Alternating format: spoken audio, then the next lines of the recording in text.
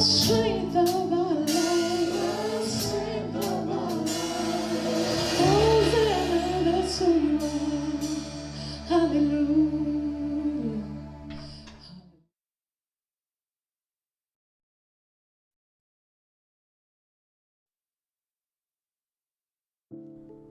Hey City Takers, we would like to thank you for choosing to partner with us financially, as well as thank you for your sacrifice and giving. We would also like to continue to give you every opportunity to be cheerful givers. Please feel free to use these electronic giving options for Cash App, $Noka Gives, for PayPal, nokagives@gmail.com, and we would like to introduce the newest and easiest way with the text to give option. Simply follow these easy steps. Step 1, text GIVE to 501-300-7897. Step 2, click the link you receive via text. Step 3, enter your amount to give and where you would like it to go, either tithes, offering, or pastoral gifts. Step 4, enter your payment and billing information. And step 5, click the blue submit button and you're done. You'll receive a text confirmation once the process is successful. And as always, we'd like to thank you for sowing into the kingdom and division of Nation of Kings. God bless.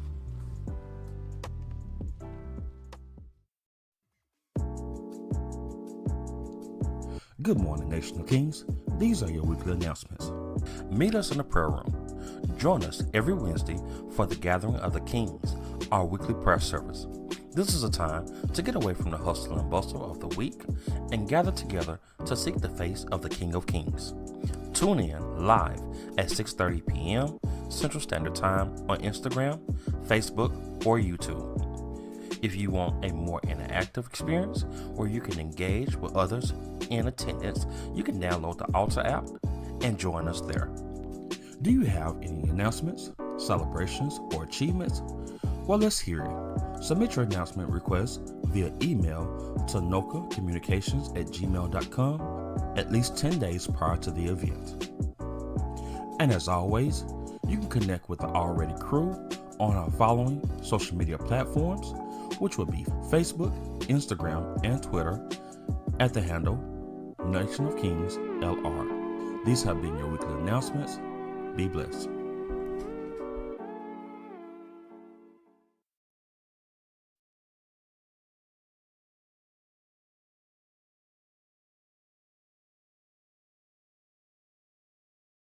Welcome you here at Nation of Kings Assembly to our Red Couch Conversation. We want to welcome the virtual audience. We are here this morning and we're going to be talking about wellness. We're going to have these conversations that are maybe conversations that you wanted to have and questions you have been wanting to ask. Well, this morning we have a panel of women who are going to be discussing critical questions that maybe we as women have had along our journey of womanhood, okay?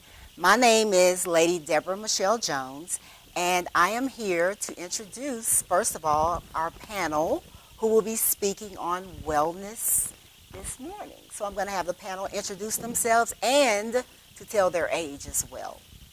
Okay?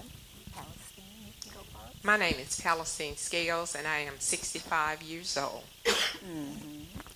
My name is Velvet Carlock, and I am 59 years old. My name is Mashonda Miles, and I am 47 years old. My name is Sharonda Hall, and I am 38 years old. My name is Audrey Vesey, and I'm 54 years old. Okay, Jacqueline. My name is Jacqueline Nunn, and I'm 51 years old. Okay, and Lennox. We're not able to hear her. There we go. All right. Well, okay. Well, thank you all for being here this morning. So I had you tell your ages. Oh, did I say my age? I'm 52. I'm 52 years old. But I had all of us to say our ages because just so that you will know we are all in different stages of our journey, okay? In speaking about wellness and speaking about the topics and issues that women deal with, are you able to hear me? That women deal with.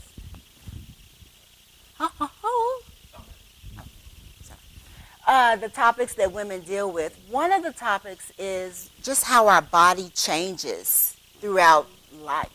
From the time we start our cycles as young ladies, no matter what age it was, we were off on a journey from there when we started our cycle, okay? Okay, so now we're at a point to where many of us are mothers, we're older now. I want to ask you, and that goes for everyone, I want to ask you, did your mothers, and this is no indictment against our mothers at all, but did your mothers or did you all have a conversation with your mothers to prepare you for womanhood, to prepare you for how your body's going to change and things like that? Let's go around the room. I did not have that conversation with my mom. I was raised by my grandparents, and we didn't talk about it. Yeah. I did not have that conversation with my mother. I was raised by my mother, and we didn't talk about it. This was never mentioned. No, it wasn't. It was never mentioned at all. At all. Did your mother ever have a conversation with you? Or aunts or anyone have a conversation with you about, baby, let me tell you, what's getting ready to happen to your body? Premenopause. Yeah, the cycles, premenopause. Now we kind of had, we had this class in school. Oh, in school. The school class, they got you ready for your cycle, supposedly, but it didn't. And then for the premenopause, menopause, we didn't have a conversation, but I watched my mom go through it. Yeah. Like she had it was very bad for her. So I actually watched her go through it. Mm-hmm. So kind of watching her go through it kind of gave me a little insight, but Did you know what she was going through? I did not know initially what she was going through because she went into a very deep depression and suicidal, it was bad. Yeah. And so I didn't know what that was when she was going through it because I was only 14 when she was going through it. So, but as she, as I aged, we kind of started having the conversations about her high flashes. So it's more about the high flashes and she couldn't remember stuff and make sure you take your Prozac. That thing, that's what, it was that conversation, but it still never was, okay, baby, let me get you ready for when you get to this stage of life. It was just when we would laugh, she'd just be like, keep on living. Just keep right on living. That's what we would hear. That was it. Okay. No, I did not have that discussion with my mother about the birds and bees and having a cycle. She passed away before we could have the discussion about menopause, but I don't think we would have had that discussion anyways. Yeah. And like she said, just being around people and keep a living. Well, that's not really telling me what's going to happen, with changes and everything. But Well, surprisingly, my mom gave me a book about cycles, and then she told me about it, and then she was admitted into the hospital, and she missed that very first time, so I had to experience it with my aunt. So she did kind of warn me about it, and just like Mashonda, I watched a lot of things, and my mom had a hysterectomy early, so she went through menopause really early, and I got to see the hot flashes and the mean streaks and the yelling and the fussing and the cussing. Yeah, that was her second words, her second nature. So, but she did talk a little bit. She did. Yeah. What about you, Lennis? Did you know about it before you became thrust into it? Yeah, I did, but I didn't get a chance to observe my mother with it too long for a couple of reasons. The first one is that she had a hysterectomy after she had my sister. She was pregnant at, I think she was 38 when she had my sister, and then she had a full hysterectomy.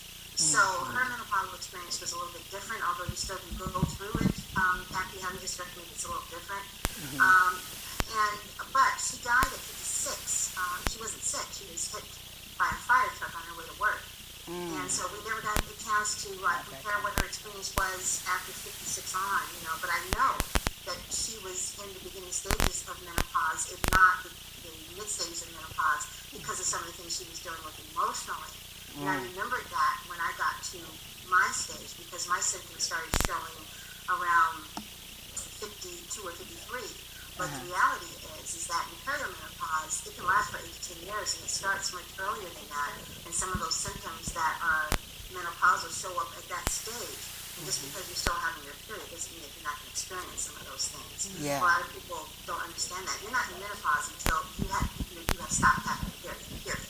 Yeah. Anything else is perimenopausal. So I knew some things, but I had to kind of go back and think about how she was acting from an emotional standpoint during that time. And that's when I realized, okay, I think I'm definitely perimenopausal. And then, by that time, 52, I think I was definitely menopausal by that time. Yeah. Okay. Yeah, and that's interesting because many of us are saying the same things. My mother, she also had a hysterectomy early. And I just remember the hot flashes because I think when you have a hysterectomy, it thrusts you into menopause, okay? So I do remember my mother running around and us having to fan my mom, and I just remember now I remember the crankiness, but, and the lack of sleep.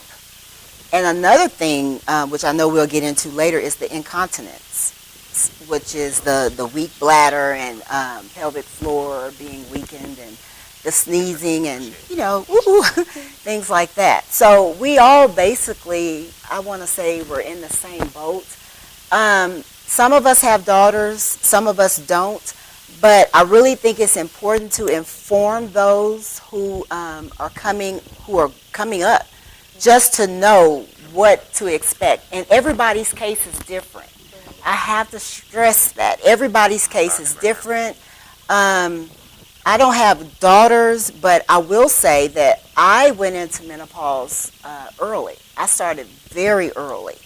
And perimenopausal starts before that. So after having my last child, I remember having irregular cycles, things like that, not being able to sleep until I got to the point of not having a cycle for 12 months. When you go for 12 months with no cycle, now you're considered as being in menopause.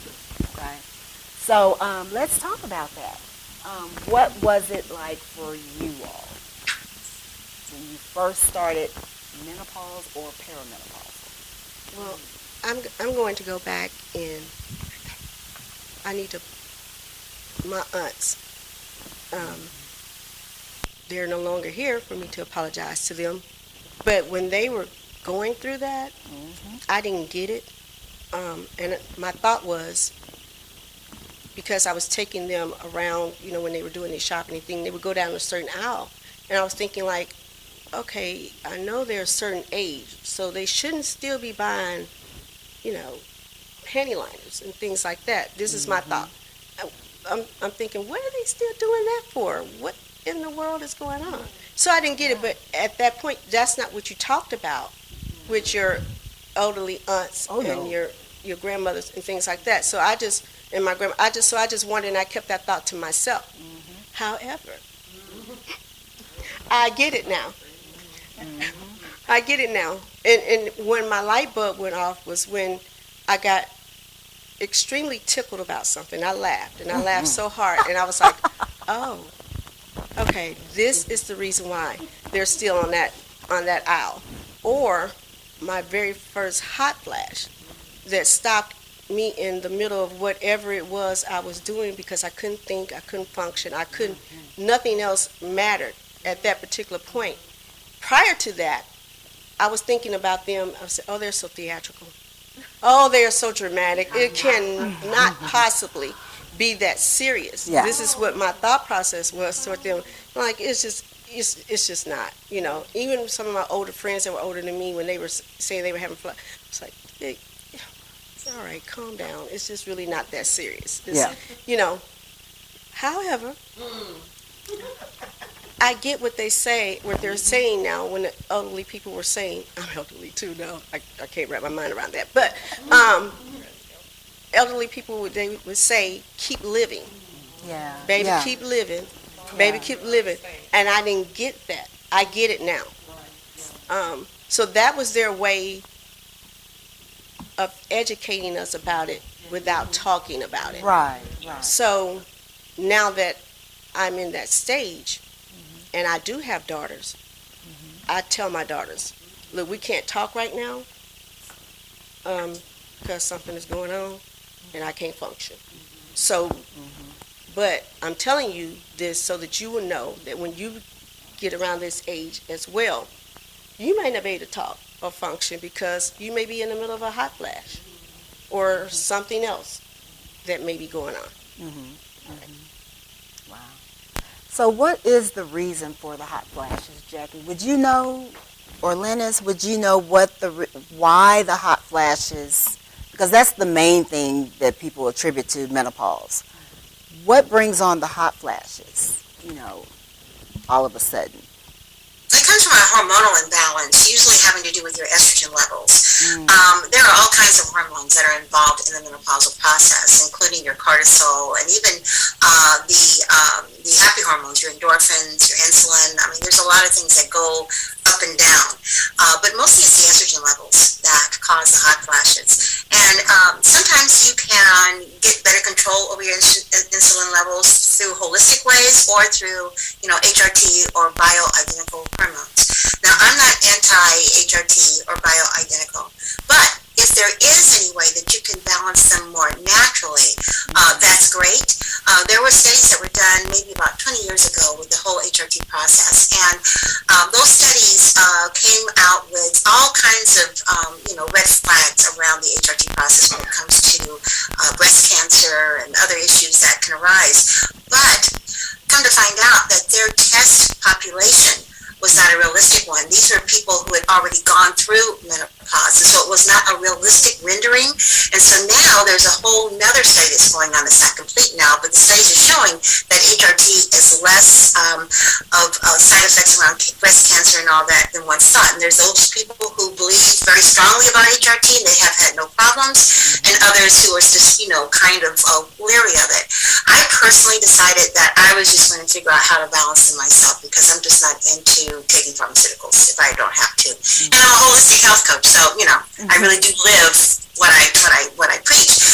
But that's not to say that if nothing else is working and you are finding your levels going up and down with hormones and hot flashes and all the other symptoms are making life unbearable, then you should not suffer. You should do what's necessary. But I always believe in getting as much information as possible so that you can make a choice that's good for you. Because everybody's body is different. And also take in consideration your family history, especially with women. If they're prone to certain kinds of cancers or heart disease and things like that, you might want to think twice before you go the HRT route to see if there's other things that you can do. But generally speaking, it's a choice. You have choices. And the number one thing is that you do not have to suffer through it. It is not something that you're just going to have to endure unless you choose to do that. I don't think anybody chooses to do that. No, ma'am. No, ma'am. No, ma'am. We had a question that was asked about how do you find out about your estrogen levels or your hormonal levels being elevated? Are there tests out there? And there are tests that you can have tested. And one thing that I learned was it's important to don't just assume your gynecologist is going to say, oh, your estrogen level is low. Or, no, you have to specifically ask for these tests. And it is okay to specifically ask for a hormone panel to be done on you so that you can know where your hormone balances or imbalances are. Okay?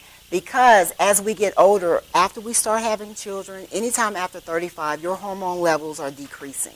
Testosterone levels, estrogen levels, oh my goodness, all of that is decreasing, which is what causes this flare-up, this storm. Yeah, Jackie says storm. So anyway, Jackie, did you have any training on that when you were going through school about, the different tests? Well, we did, and nursing school, obviously. Yes, obviously in nursing school, they get a brief introductory, just like a semester going through that. Yeah. And in my professional career, didn't have much exposure. Most of it was in my personal life when I started seeking and asking questions myself. Yeah. I wish I knew Glennis 10 years ago. Yeah, Linus. I know she has been wonderful. Yeah. Well, I do this day in, day out, and just let me say about traditionally trained doctors, nurses, all of them that are trained in Western medicine, unless it's their specialization, they are exposed to this, somewhat, but there's so much to learn about the body and in medicine and everything else. It's just like an exposure if you're going to be like a generalist. If you're a specialist, like an OBGYN, or if you're an RN that supports an OBGYN, then you know a whole lot more about it. But one thing that's in common in general when it comes to their training is that it doesn't cover some of the other kinds of things you can do before they grab the prescription pad or grab the surgical knife. And there's a whole lot of space between the surgical knife and where you're at in some cases. Now, there's some times where you just have to have the surgery. But another thing that was happening a lot in the 70s were just like a cattle call of African American women having hysterectomies, partials, full hysterectomies, and then finding out later that really wasn't necessary, that there were other things that were going on. With my mom, she told me that she realized later that she probably really didn't need to have the full hysterectomy. And like for instance, I happen to have a lot of fibroids. And how I found out about it was when I was delivering my fourth child. And my doctor said, well, you have a lot of fibroids up there. Do they bother you? And I said, no. I have a very flat stomach, no problems at all. So I've chosen not to do anything about it because it's not causing me any pain. If it begins to cause me pain, then I'll look into it. But sometimes doctors say, well, you got a lot of fibroids. You need to take a look at that and go in and take them out, or go in and, remove part of your uterus, or whatever it is that they're talking about doing. And when they start talking about cutting on you, that's the time to get a second and third opinion to see if that's really necessary.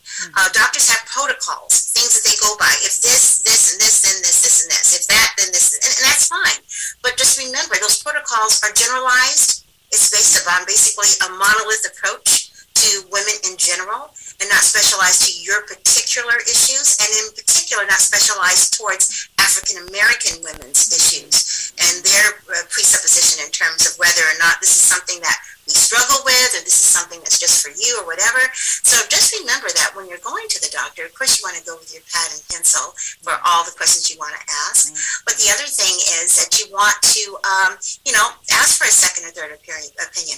Whether you're in an HMO system or managed care system or not, that can be part of the process, is getting other opinions. Of course, when you get other opinions that are, within the same system, they have the same protocol. So it could be that you might want to get, two traditionally trained docs' opinions, but you may also want to go to a holistic doctor, a naturopath, a doctor that is trained on treating things from a more holistic approach, or perhaps go to an integrative doctor who has a mind-body-spirit approach as well as a traditionally trained medical approach. I mean, you have choices now. And the only way you find out about the choices is getting the education, getting the information. And the other thing, too, is that when you're going to these appointments, and sometimes these appointments can be very emotional, especially if you're talking about surgery or medications, and all this information is coming at you at once. So it's always great to have an advocate go with you. One of your friends, your sister, your mom, whoever, that can go with you and be like your second ears, so that if you miss something, it's not like somewhere else. I mean, you can always record the conversation too, but it's also helpful to have another brain there that can ask some questions too that you're not thinking about, because actually sometimes when you have those conversations, it's just like deer in the headlights. It's like, oh my God, I'm going to have surgery, And the other thing about the panels, there are different panels that they give you.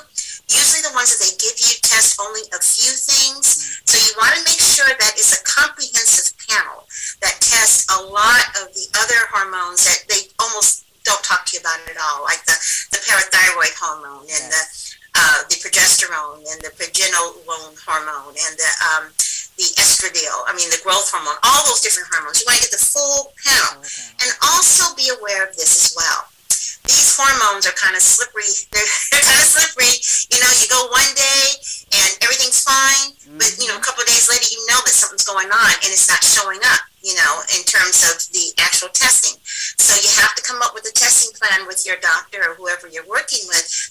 sure that you get a full rendering of what's really going on. And if you get the full panel, usually they'll see that even if your estrogen seems okay, and your progesterone seems all right, there'll be other things. It's like, okay, something's going on. It's just that on that particular day, your estrogen and your progesterone was well behaved and everything's fine. That's why you want to get the full panel so you can get the full story and make it a full informed decision. And be adamant about that. They won't suggest it unless you ask for it. And that's just not because they don't want to know, but because in their opinion, this is one way to cut cost. And it's not that expensive, actually. And you can order it yourself. You can order it from Quest Diagnostics. You can order your full panel yourself. And then go with the doctor and say, this is my panel. Help me understand, or let's get a treatment plan to figure out how we get these things leveled out so that I'm not experiencing some of the symptoms that I'm experiencing. Yeah, that's a good information. Audrey, would you like to talk about maybe some of the things that you started having, symptoms maybe that you started having right off, given your circumstance?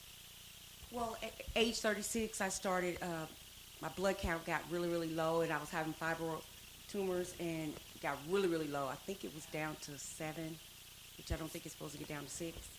But, so the lady said, Dr. Segan, she's a great doctor. I don't know what kind of doctor she was, but she's a great doctor. She said, I'm going to do a hysterectomy, but I'm only going to do a partial, because if I do a whole, I'm going to throw your body right into menopause. And I was like, thank you. Because, like she said, you don't really know what all you need to know. So after that, I started having problems, but I didn't have them until I was close to 50. I started having hot flashes, take off all my clothes while I'm asleep, wake up in a pool of sweat, start getting crankier than ever, eating crazy stuff in the middle of the night, don't know why I'm eating, not even hungry, just all kind of crazy things. And that's what it did to me. It did to me. And I'm doing pretty good right now, but I had to get on a patch it was like I want to say it was a .005. It was a really low dose, and it really helped. And I also was put on some medicine for incontinence, because believe it or not, that's real. I wasn't just sprinkling. I was actually using the bathroom while I'm asleep, just thinking I'm in the whole bathroom. But I'm not on it anymore. When I lost a lot of weight, go figure, that helped. Yeah. So I've gone through a windwheel of things, tons of different things, and I'm doing so much better now. I've always been one to exercise because I used to be in the military, and I love exercising, so that was never the problem. It helped me with my brain. It helped me with my hormones, released endorphins. I'm doing so much better now than I've been doing in a long time, and I'm not on a patch, thank God. I don't have to take the incontinence medicine, thank God. So just take a lot of vitamins. Yes, I was going to say that for African American women in particular, so much of our symptoms can be alleviated if we just drop the weight. Thank you. Whatever that means for you. It's not about so much. I always say all the time to all of my clients, it's not about what you look like. Right. It's about what you feel like. Some women are predisposed to be larger than other women. I understand that. But there are definitely signs that you need to lose weight if the menopausal symptoms or the premenopausal symptoms seem to be, elevated. And you drop a couple pounds or something, and all of a sudden it seems like, it's not as bad. But definitely, any kind of obesity when it comes to your health, you're just a ticking time bomb for whatever it is. And, increased menopause symptoms or heart disease, any other chronic disease, cancers, all of that, because the toxins, they hide in your fat, first of all. But the other thing is that it's causing the body to work so much harder in trying to serve you. And over time, it just gives out. And then you take a look at what our traditional diet is in most African American families. That does not help at all. The more chemicals, additives, and preservatives you have in your food, then that definitely wreaks havoc, especially when you're in menopause or perimenopausal. It just really wreaks havoc with your hormones. And you'd be surprised how when you clean up, what you're eating, drop those pounds and inches, and movement is huge. Movement is huge. So a lot of those symptoms will go away. But if you do not do that, then you'll either, make that choice to be miserable or make the choice to take some kind of chemical to balance you out. But it does not take care of necessarily the causation, especially if it's grounded in obesity. So you want to think about that too. That is huge. Yeah. Anybody else want to talk about what they've gone through? Well, me, I went through, well, my doctor took me through a lot of medicine. You know, he had me, I didn't know what was going on with me, myself. I was going through the hot flashes. I was having headaches. My thyroid got out of whack. I'm on right now, thyroid medicine. Yeah. And the sweats, the night sweat, like undressing at night, you know, and you don't realize the bed's soaking wet. You know, having to get up and change the bed 2 and 3 times a night. And I was going through it terribly. But once I got on that medicine, and I was on it for years before I realized that it could cause cancer. And the doctor that I have now, when she realized that I was on these pills that they had took off the market even, she took me off of them, and she told me, look, you're going to have to change. You're going to have to change your diet, and you're going to have to, the only thing you can do right now is to get a fan and some ice water. So that's where I went to, a fan and some ice water, and the changing of my diet. I started to watching, you know, what I ate, and it was tough. And I still sweat and fan, and I got my fan on the side of the bed. But you know, I realized what's going on. I didn't get that information from my parents, from my mother, and my sister. I saw them going through some stuff, but I didn't recognize what it was. I didn't recognize they were going through menopause and all of that, because actually I didn't start a cycle till I was 18. Right. So, you know, that wasn't even talked about. Right. It was like, you know, my doctor, the doctor that had even said, well, if she don't start her cycle, by the time she turned 18, we're going to turn it down. I'm like, what? No, I don't want that. You know, I knew I didn't want that. Yeah. So, anyway, and then menopause, when I did go into menopause, I went into menopause early. Yeah. I was like in my 40s when I started. Well, I considered it early.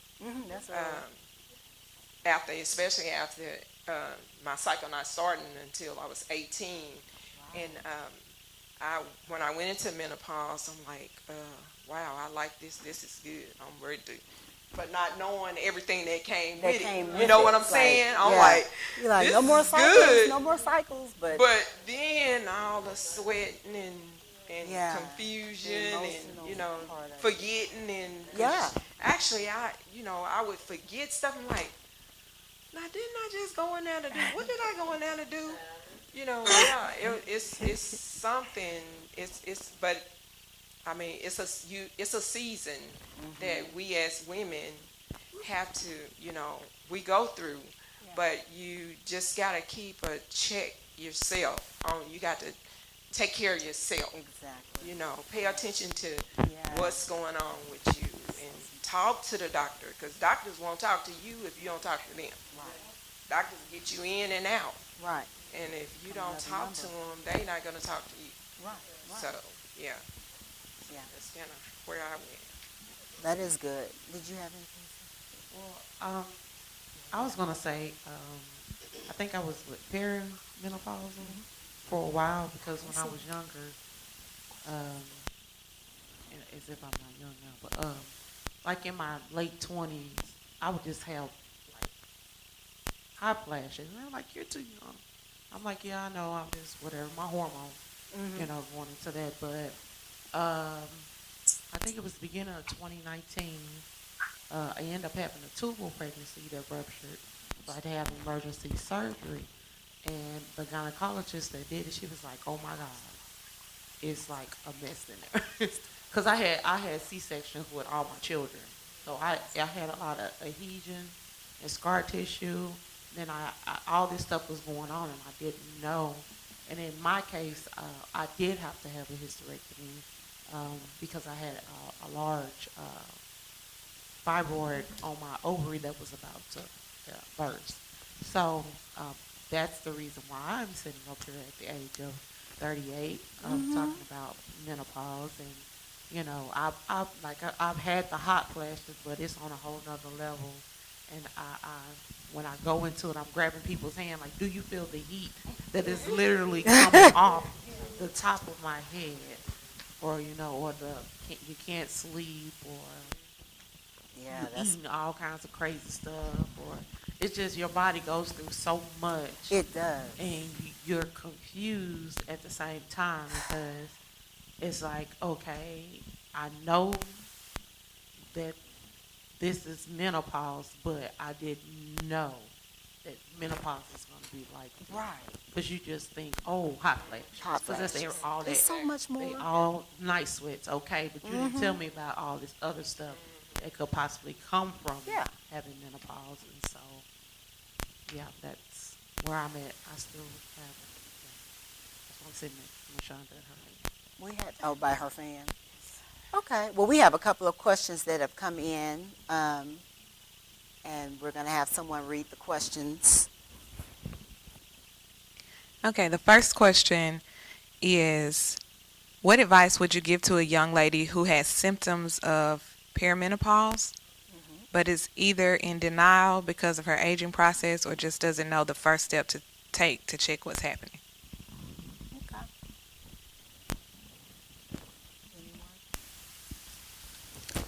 My first suggestion would be to make an appointment, like they have a local, can you all hear me? Thank you. I would encourage a young lady to get a panel done. That's something I didn't do before, but it's more talked about now, to check her results and as well as to help her treat some of the symptoms. Insomnia is a big symptom of perimenopause people don't think about. The spotting. And Ms. Lennis, what does she have for us? I will say, add one thing, no matter what your age is, because perimenopausal, people believe, oh, it's just, I'm going through menopause, that's later on in life. It's time to now realize that it's all a cycle. This is life cycle. It's the way that God planned it. Our bodies are going to go through cycles. The names that are put on there doesn't mean I'm stuck in this stage. Let's open up our eyes and say, okay, this is where I am.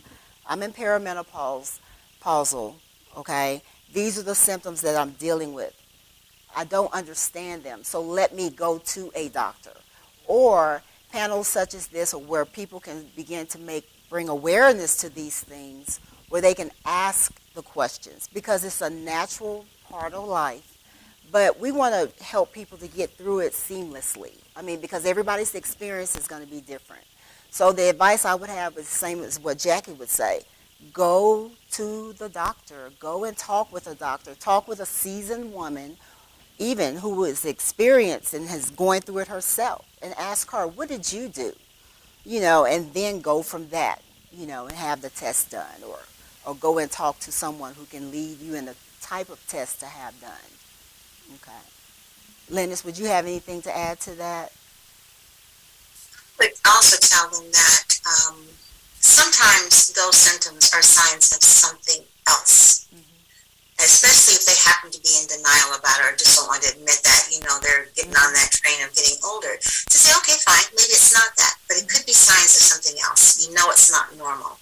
And all the more reason to go and talk to a doctor and, as you said, get the panels drawn and whatever else needs to be done, because there are other kinds of things that could be going on with you that is not perimenopause. And the only way you can find out is to have those tests drawn. And if they pull the test and they see that, you know, hormones are not necessarily as out of whack as you might think they are, then you know it's something else. Because it can be something else. There's so many different things that can be with us. Our bodies are very intricate. And I know a lot of women do get in denial about it. And that's what I tell my clients. It's like, okay, do you know what stage you're at? Do you know? And, well, I know I'm not this. I know I'm not that. And I said, okay, well, let's go to the doctor and find out. And most of the time they are. but sometimes they're not. I had one lady who had a goiter problem, and once she got that taken care of, then her thyroid issue and how it was functioning. Can you hear me? I said they couldn't hear me. Okay. One lady had a goiter, and then once she went to the doctor and found out that the goiter was impacting how her thyroid might, work, then she was okay. And, it was a couple of years maybe before she, started getting the real symptoms. But at least, she's under a doctor's care and discovering and finding out. And I think that when you get this information, that's power, that is power. But acting on the information is powerful. Yeah. Because that's the next step. Once you get the information, then what do? Or how do you do it? Yeah, that's the other thing. Sometimes people get the information and they kind of sit on it because of fear, or whatever it is. I mean, that's very normal. That's why having that support system, your girlfriends or family or coach or whatever is so important in getting you through the process, because it's as difficult as you make it. It doesn't have to be difficult. But sometimes, fear is crippling. I don't know what to do. It can be overwhelming. So sometimes having someone help you navigate the system or advocate for you can be very helpful. But the main thing is to get the information so you can, exercise your choices. Amen. That's good. Any more questions? Oh, did you have something to say? I would like to just touch on one thing.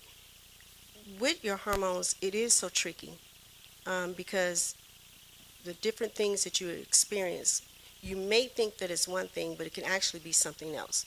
For example, I was driving my husband crazy a little bit because I was literally asking him the same question over and over. It may be 5 minutes apart, but I've already asked him that question, before.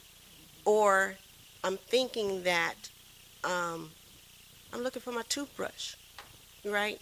But my toothbrush is already in my mouth. So, but I'm looking for it. What I discovered about that was this was another part of that journey dealing with my hormones, that because my hormones were off balance, I was off balance.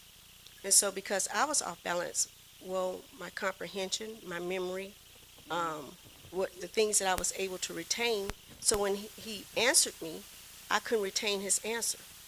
So I answered again. The other thing was I would be hot, and so I would literally have the doors of the house open because I'm hot in the middle of the winter to cool me off. Or I would go and literally stand outside in the middle of winter to cool me off.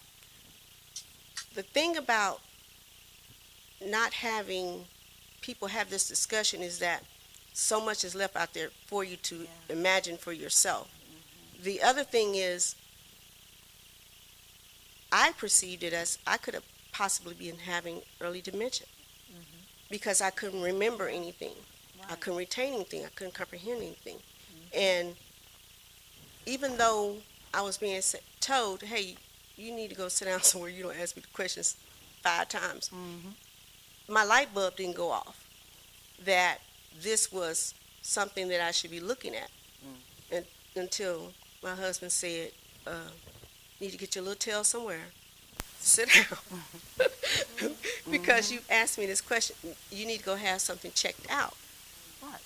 And so when people around you, whether it's your friends, your coworkers, or someone that are pointing things out to you, you may not get it. But because I had people saying, hey, or even my daughters, hey, do you realize you asked me this already multiple times? My light bulb didn't get off, but then when I sat down and I, got quiet, I was like, why everybody telling me the same thing? Why is everyone telling me the same thing? Then it kind of registered that maybe I need to go and have this looked at and checked out. And so it's actually called having a brain fog. So I've been told. That's the title of having a brain fog. I'm glad you brought that up about the brain fog. I'm glad you brought that up. And I don't know when I can let me know when I can talk about that, because that's very, brain very fog important. is real.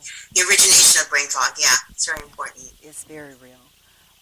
You can talk about it now because I think a lot of us have experienced I don't know if y'all have the brain fog. I think even now, that's one of the first things. Yeah, go ahead, Mashonda. That's, Like the brain fog was actually one of the first things that I went into, yeah. and it was like Velvet was saying, like I couldn't remember. I was having trouble focusing. Whew. It was just hard. I wasn't sleeping. The insomnia had set in, and what I normally would take to help me sleep wasn't even kicking in enough to help me sleep. So it was like I wasn't getting this sleep. So my body wasn't reset. My brain's not resetting. The fog's there, and I remember I really felt like I was going crazy. Yeah. I literally thought I was Literally. having a nervous breakdown because I thought it was from the stress of my life that I was going through.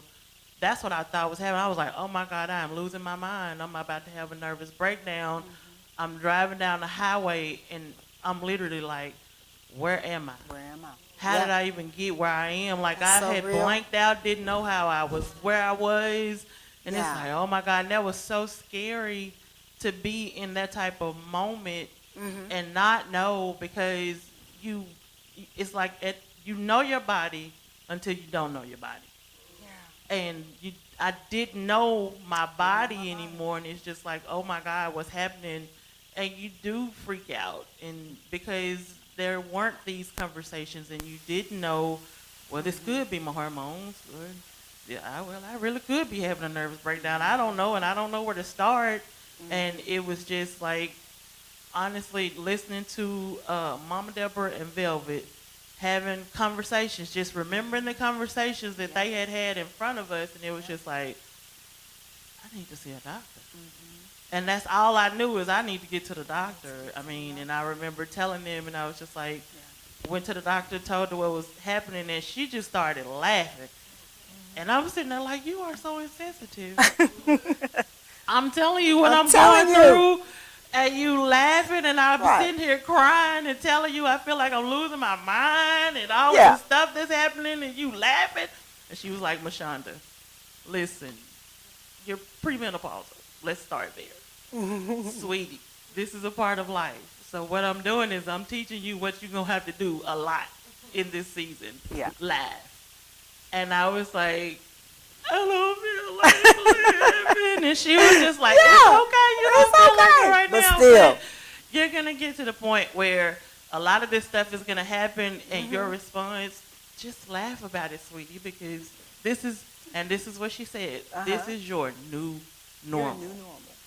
So you're going to have to learn how to live through your new normal. And it was just like, oh my God. But being informed, her talking to me, walking me through it, being there with me, getting the information, all of those things was very, very helpful. And then having the village around me to be able to walk with me as well. And then having to have the conversation with my children, my family. Oh, yeah, that's good. To help, like point out, hey, you're off today. You know, those things were really, really helpful. Nice and then way. for them to be extra nice to me and stuff when I was having moments, and to give me the grace to fall apart and be like, oh, she just had one of them moments. And then help me to get back together. So that was a lot of what I was doing. Okay. Crystal has a question. Okay, the next question Thank you, Mashonda.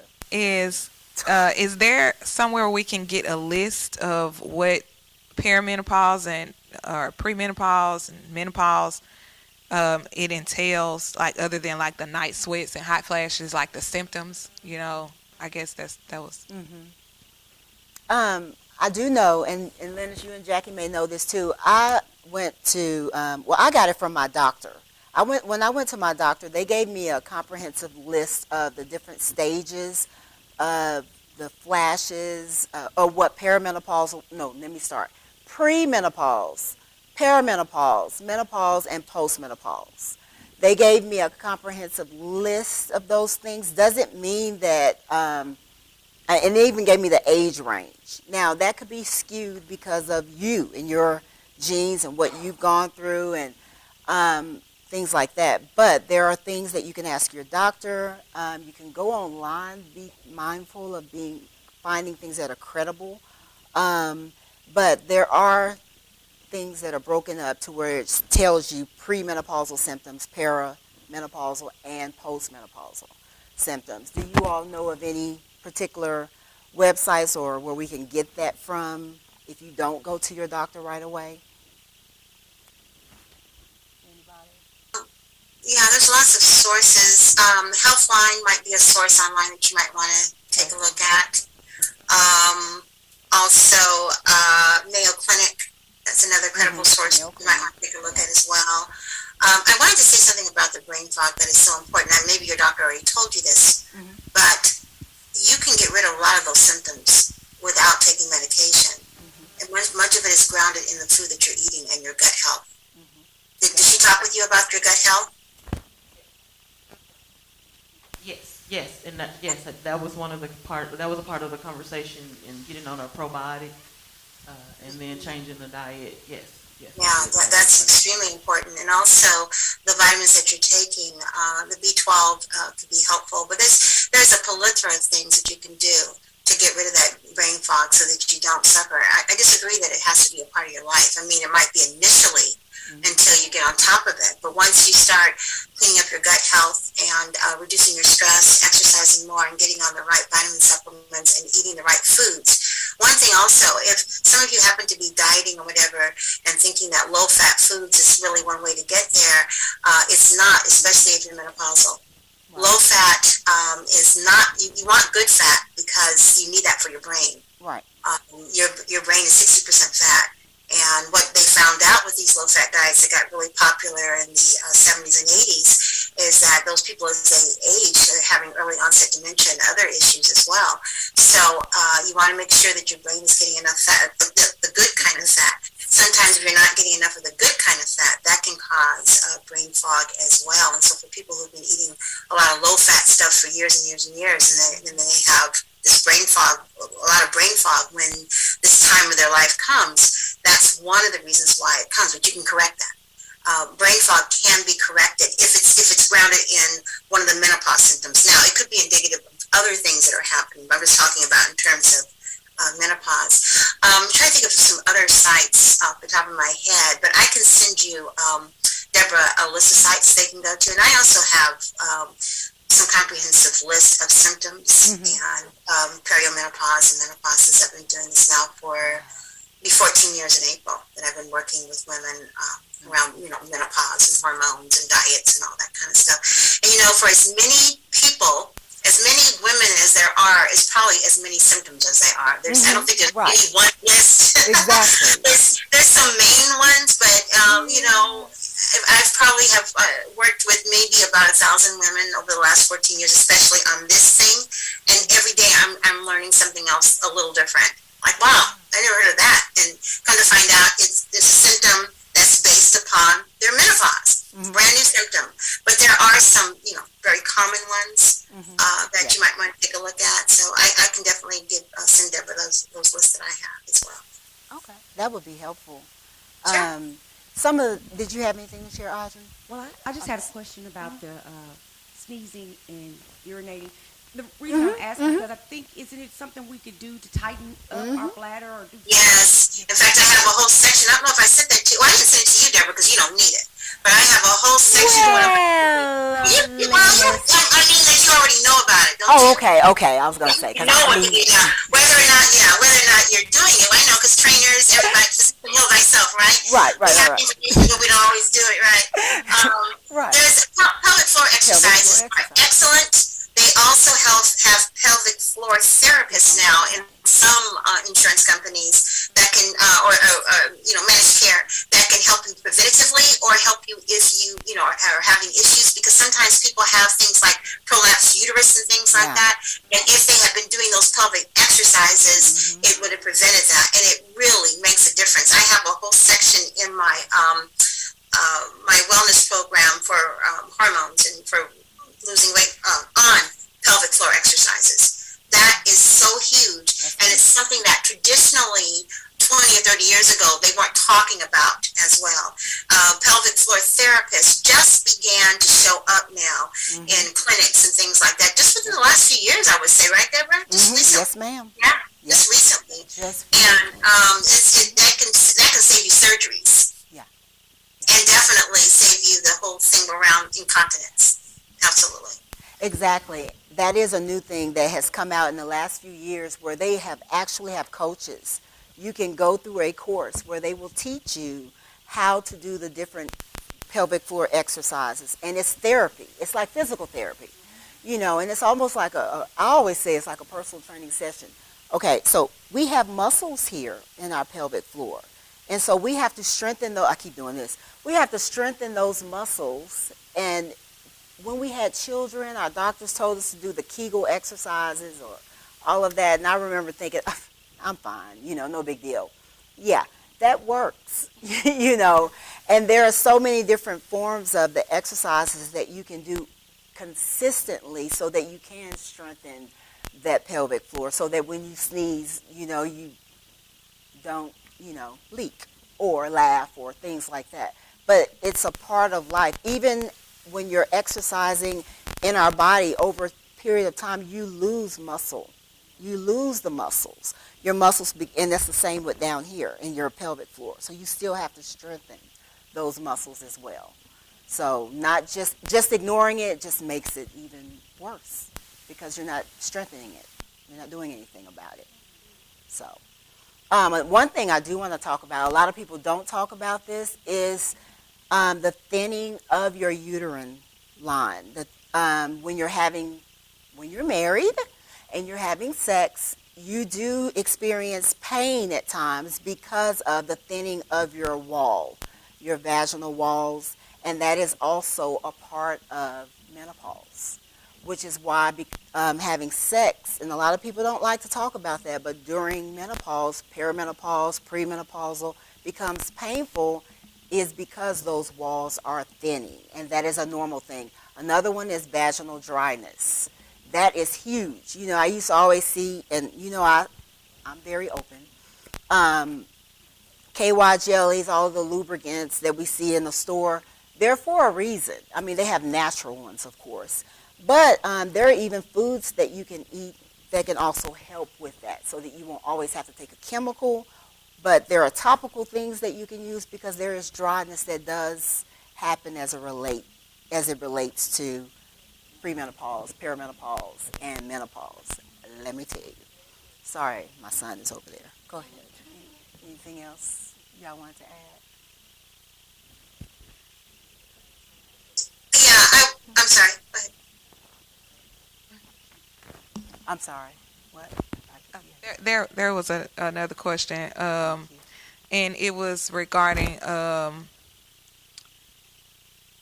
some of the what are some of the like best nutritional practices for optimizing hormonal health? You know, like taking different types of multivitamins for women and things of that nature. I'm ready. Hit it. Lennis has helped me. Let's go. Well, there's a lot. I think, bottom line for me anyway, because I am a holistic coach, I really do believe that the best nutrients you can get from your food. Food is medicine. Food is not supposed to be used for emotional comfort. It's supposed to be used to provide nutrients for our bodies. But the reality is, because of how we grow our food now and things we've done to our soil and environmental factors, that some of these things are not some of our food is not as rich in these vitamins and minerals as it should be. You should always eat organic, and some people say, well, I can't afford to eat organic. And I always say, well, you either pay for it on the front end or the back end, but guaranteed you will pay.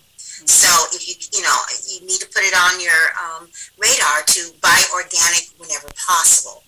And we don't get stressed out if you're, I'm not a purist. If you're trying to eat organic and you can't find any food organic, then you just get some food, and do the best with that. But if you can, trying to get as much of your vitamins and nutrients from your food as possible is number one. But the second thing is that a lot of the vitamins and things that are out there, you want to first find out what you might be deficient in, and then to make some decisions as to which kind of vitamins and nutrients you want to use, because a lot of that, unfortunately, you spend a lot of money on vitamins and minerals and all this stuff, and then it sloughs off in your urine. Believe it or not, your body's not going to absorb it because either, number one, it doesn't need it, or number two, the form that is being introduced in terms of how it was processed is rejected by the body because it's not able to digest it properly to give you the full benefit. So you want to try to make sure that, I would suggest almost always you try to get it from a health food store, if possible, not necessarily go get those big old bulk things from Costco or Sam's Club or whatever, because sometimes the shelf life is not what it says it is always. You just want to be careful about all of that. And also, you may not need all of that. If it's an imbalance, and then by taking the vitamins, it helps to bring your body back into balance, or taking the supplements. You may not need to take supplements for a year's supply worth of vitamin E or something like that. But generally speaking, you definitely want to make sure you're getting enough vitamin C, enough iron, enough iodine, enough of the vitamin Bs, enough of the D3, which is huge when it comes to boosting your immune system. You also want to make sure that you're getting enough magnesium, potassium, and calcium. And the way that you find out that you're getting enough of that is to have your panels drawn to find out what you might be deficient in. And once you figure out what you're deficient in, then you can put together a good vitamin regime or cocktail that is really working for you. In general, if you're not sure, a multivitamin could be good, but just do your homework in terms of which ones are best. I don't make recommendations on actual brands themselves because, again, everybody's a little bit different, but I can tell you in general, when you're going to getting those big vitamin things, from Sam's Club and things like that, that may not be the way to go, because if it's not helping you, then why get all of that? It could be that you might want to try maybe a smaller dose, a smaller bottle of some of this stuff to see if you feel any difference or if it is helping, and then go ahead and make that investment. But initially, you might have to try some of these things out, especially if you're not going to do a panel. I would say that be careful with doing more iodine. You definitely need to get your thyroid checked out to find out what you're deficient in, to see if you need that, because too much iodine can put you in the wrong thing. Magnesium as well. Magnesium is really important for us, but find out whether or not you're deficient in magnesium before you start giving yourself supplements and things like that. When it comes to stress, which is a huge part of being a Black woman in America, stress is huge. And stress will deplete you of a lot of your vitamins. So don't be surprised that what you thought you were complete in, you're not. So taking a good vitamin B complex is probably a good idea for most African American women, and definitely D3.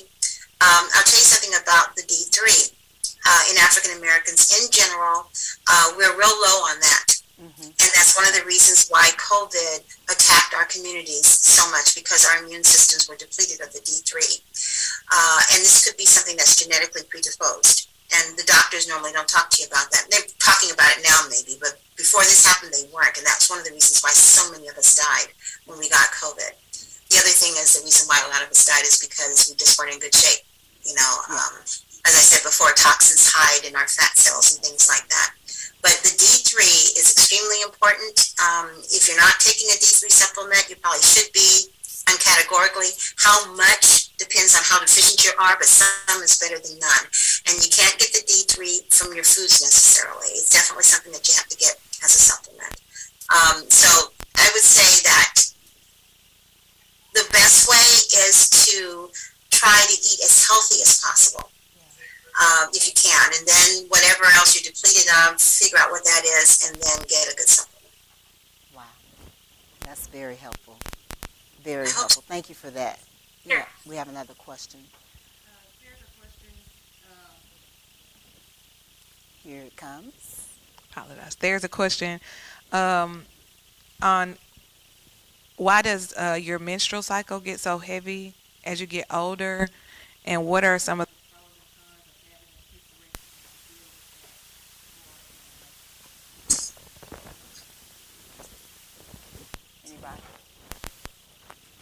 Why does your menstrual cycle become so heavy? Is that it? When you're going through menopause, perimenopause? As you get older, why does it become so heavy? And is ablation recommended? And or hysterectomy? Yeah.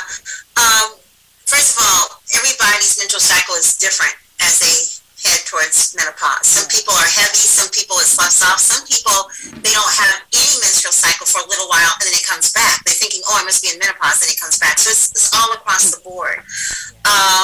Ablation is that procedure that you need to remove that thin layer of tissue that lines the uterus, but it's not necessarily a guaranteed outcome for heavy periods. I think that you need to have some tests run to figure out exactly what's going on with those periods, because it's not always what we might think from layman's terms, you know. But definitely, as you're moving towards menopause or perimenopausal, it's not necessarily equates to equaling, you know, perimenopause equals heavy bleeding. The heavy bleeding could be because of fibroids or cysts that you have in your uterus that need to be removed. It could be so many different reasons besides just the fact that you're heading towards menopause. So that's definitely something that you want to get checked out with your doctor. One thing that's really good about traditionally trained doctors is that they're very good and give the test in terms of diagnosis. Once you get your diagnosis, then you might want to consider talking to other folks in terms of prognosis. Not prognosis, treatment. They'll give you the diagnosis, and they sometimes can give you a pretty good prognosis. But sometimes the treatment is where you want to get more involved in terms of choosing how you want to treat it, because there are other things that, you know, can happen through nutrition and other holistic practices that might help minimize the symptoms and sometimes even causation. Also remember too that traditionally trained doctors are trained to treat symptoms. And not necessarily go all the way back to causation. And it's not that they don't know necessarily what the cause is, but the protocol is such that it's faster to go about treating the symptoms than the causation, especially if you're in managed care. They only have so much time, you know, and they can only run so many tests supposedly, unless you really pressure them to do other stuff, which, you know, you absolutely could and should. But just remember that many times they want to get you out of the pain that you're in and all the other things. And so sometimes the whole causation piece does not happen the way that you would like it to. So you want to get down to the root of whatever it is that's causing your symptoms. And you want to coach your doctor to do that. And if they're not willing to do that, then you find a doctor who will. To get so that you are not constantly doing surgeries or constantly taking pharmaceuticals. Any more questions? There's one more question. Can you speak to how birth control pills or other birth control methods may play a part in affecting your body as your hormones and your hormones as you age? That's good. Yeah. Birth control pills are much better now than they were when I was young, you know, in the 70s. It's much better. You have so many choices, but just be aware that it could have some effects on you hormonally. Well, it is having effects on you hormonally because it's suppressing certain hormones so that you don't get pregnant. So you want to know what your family history is. If you're predisposed to have early menopause or to have any other female issues around hormones, which is really what our whole health is about, then we want to know what that is so you can give the doctor all that information so they can make right choices for you when it comes to what kinds of birth control will put you at less of a health risk. Now birth control pills are much better than they used to be, but just like anything else, too much of anything is never a good thing. So, you know, being on birth control habitually for years and years and years is probably not the best choice. But you need to think about your reproductive health. When are you planning on having children? All of that needs to go into making a decision in terms of choosing which birth control you want to use. Because some birth control can cause your hormones to get out of whack in such a time that when you are ready to get pregnant, it's a little bit harder. So just when you're deciding on which birth control pills to use or which birth control method to use, give your doctor the full profile of kind of where you would like your reproductive health to go, when you want to start having children, when you want to stop having children. They need to have that information so that they can make some informed decisions on the best kind of birth control for you. Amen. Okay. Well, did any of our panel any of our panel, you all have any other questions you want to ask that maybe you were dealing with that maybe wasn't addressed at this time?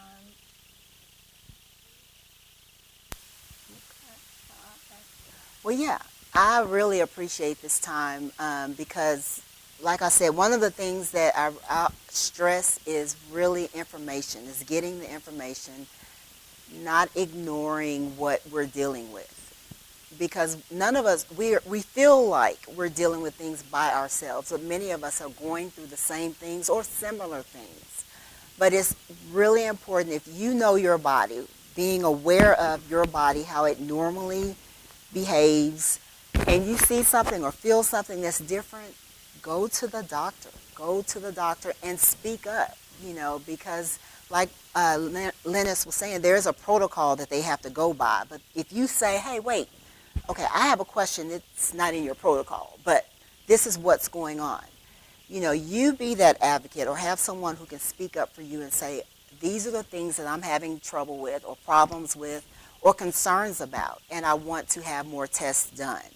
And that's so that we can become more aware of our health and we can take control of that and just begin to do it, and being mindful of the things that we can do to prevent things, in the natural sense. Eating as healthy as possible. And I share that in the sense of, a lot of people say, I can't afford to eat healthy. We can afford it. Either one way, like she said, you're going to pay for it on the front end or the back end. But just being mindful of what we're eating, how we're eating, how we're treating our bodies. Activity is important. Moving, exercising is important, and making sure we have those nutrients and things that we need in our bodies, especially as we're going through these changes. So, anyway, that's all I wanted to share. And we just want to thank each of you. I want to thank each of you for being a part of our panel. And thank you, Lennis and Jackie, for being here, because we wanted to make sure that we, didn't just go off on our own. So we just thank you for just the balance so that we'll know where to start and helpful information that we need. Okay? Well, that is all we have today. I am going to thank you, Jackie, for saying that. I will share Lennis's information that she sends to me. I will share it with you all, and I'll make sure I post it or have it to where it's available for people to read. It'll be general information, just so you'll know. I'm sorry, what? Also, I'd like to invite all of you to my group on Facebook. I have a group called Vibe Wellness Woman 40 and Beyond group. We have about 10,800 women from all over the world who are sharing information and asking questions and supporting each other through the aging process. And also, you might want to follow me on Instagram. On Instagram, it's Vibe Wellness Woman, and I give a lot of tips on Instagram and live talks, and it also gives you my schedule of different events and things that are coming up. I do have something called the Midlife Makeover Summit, and that's going to be on December 3rd, 4th, and 5th, and I'll be featuring about 20 experts in the field of mind, body, spirit wellness for women over 40, and they're going to be talking about all kinds of things having to do with the changes we go through after 40 in all forms of wellness, in financial wellness, relationship wellness, chronic disease, all kinds of things, the sleep that we talked about, and also holistic practices that we didn't get a chance to talk about, like meditation, aromatherapy, tapping, the different things that you can do to help you deal with the symptoms, and in some cases even help you deal with the causation, or preventative measures and things that you can do.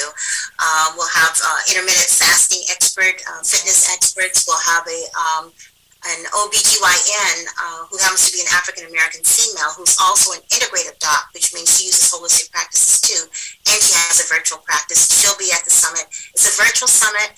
It starts it's a Friday, Saturday, and Sunday, and it's going to be recorded. So if you're interested in finding out about that, just go to my Instagram and click on the link, and it will take you to a place where you can click on a button and fill out information, and we'll get back in touch with you to give you all the information about registering for that summit. So that's just some of the things that are going on. If you belong to my group, then you'll get all that information all the time.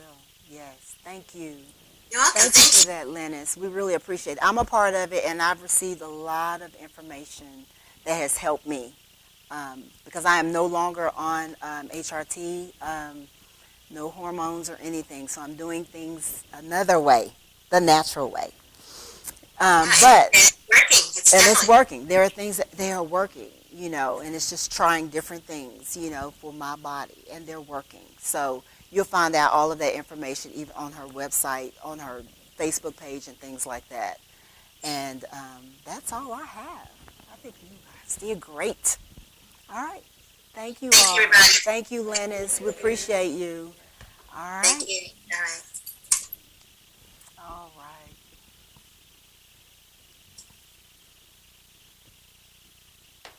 And you want me to sing us out?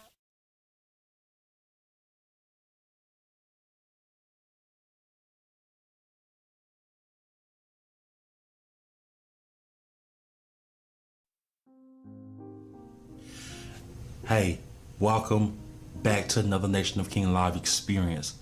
Hey, you've made it to the most important part of our service today. That's where we get a chance to invite you to become a part of the kingdom.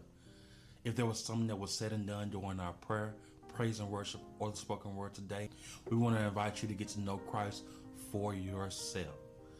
Hey, and it's not a hard process. That's the best part about it. It's not hard at all. All we have to do is what we call the ABCs of salvation. First of all, A, you have to acknowledge that, hey, we're sinners, all right? That's not a big deal. We're sinners, but Christ has did something for us that was so amazing, which is part B of the ABCs of salvation. B is simply believe that he died on the cross for our sins. Yes, he died on the cross for your sins and for mine. Those that we've done in the past, we're doing now, as well as the ones we may do in the future. Christ died on the cross for our sins. And then C, we have to simply confess that Jesus Christ is Lord. All right? It's that simple. You don't have to jump through any hoops or anything like that. So once you've made a confession and you've accepted Christ for yourself, you are a part of the family of the kingdom. Yes, and we are so excited if you have made a decision today. We are rejoicing right now, just like the angels in heaven are rejoicing. Look, and if you've made the decision today, we don't want you to walk this journey alone. We want you to reach out to us on any of our social media platforms, be it Facebook, Instagram, or Twitter, at the handle NationOfKingsLR. All right, reach out to us, let us know so we can help you on this journey. All right, also, if you're still on the fence, you haven't decided yet, hey, we don't want to press you or anything like that, but if you want prayer, reach out to us on the same handle, NationOfKingsLR, and we'll be more than happy to sit down and pray with you. We'll be happy to go ahead and hear you out. If you just want to talk about it, if you're on the fence, you're not sure about the decision you want to make, hey, let us know and we can help you with that, okay? So again, on behalf of our pastor, Kadri Jones, as well as our First Lady, Deborah Jones, and everyone that's connected to the Nation of Kings, we want to thank you all for joining us on another Nation of King Live experience. We invite you to come back out same time next week, and we'll be more than happy to meet you there. All right, God bless you. We love you.